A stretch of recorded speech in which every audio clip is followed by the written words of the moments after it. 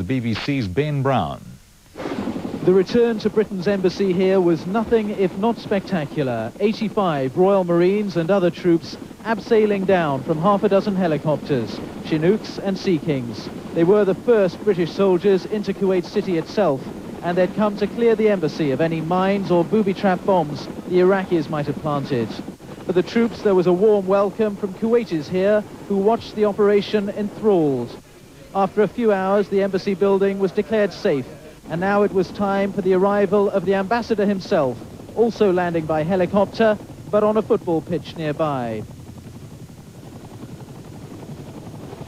Mr. Weston was greeted by grateful Kuwaitis. For him and for them, it was a moment of high emotion. It feels absolutely tremendous to be back. Very exciting. Did you think you would get back here this soon? No, I mean, I always hoped so, but certainly when the ground war started, I didn't think I'd be back so soon. What do you think of the tasks ahead for Kuwait City now, sir? Well, I haven't seen very much, but what I have seen is quite horrifying. I'd no idea. Yes. I mean, you've been describing very dramatically what a mess has been made of the place and the fires, but until one actually flies over them, I don't think one can believe how terrible it is. For almost 5 months, Mr. Weston had held out in the embassy under siege by Iraqi troops. He and his consul Larry Banks were the last diplomats to leave Kuwait City on December the 16th. Defiance designed to show that Kuwait was still recognized as an independent country, not as Iraq's 19th province. So tonight, Mr. Weston raised the Union flag once more. On a wet and windy evening, it took the troops several minutes to hoist it up. Officially, of course, this embassy had never been closed, simply evacuated.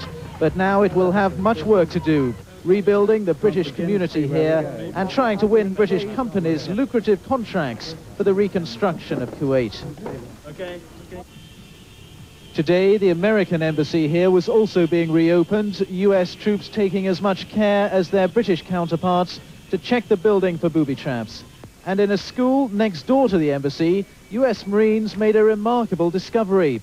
An Iraqi command and control center with the floor covered by a vast sandpit plan of the Kuwaiti coast, revealing exactly how Iraq's army hoped to defend it. The plan shows the precise positions of Iraqi troops, tanks and artillery, and these red arrows indicate where the Iraqis assumed thousands of Marines would launch an amphibious assault to retake Kuwait.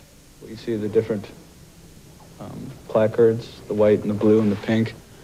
Those specify certain specific units, divisions by name and their strength. You can see the, looks like inverted spoons almost crossed. It's military symbology for chemical weapons. And they have them in different locations with artillery pieces, and back here maybe a staging area for further munitions. But in the end, Saddam Hussein's intricate plans for the defense of Kuwait City came to absolutely nothing. His thousands of troops here simply retreated en masse, even though the American Marines never even launched their amphibious attack.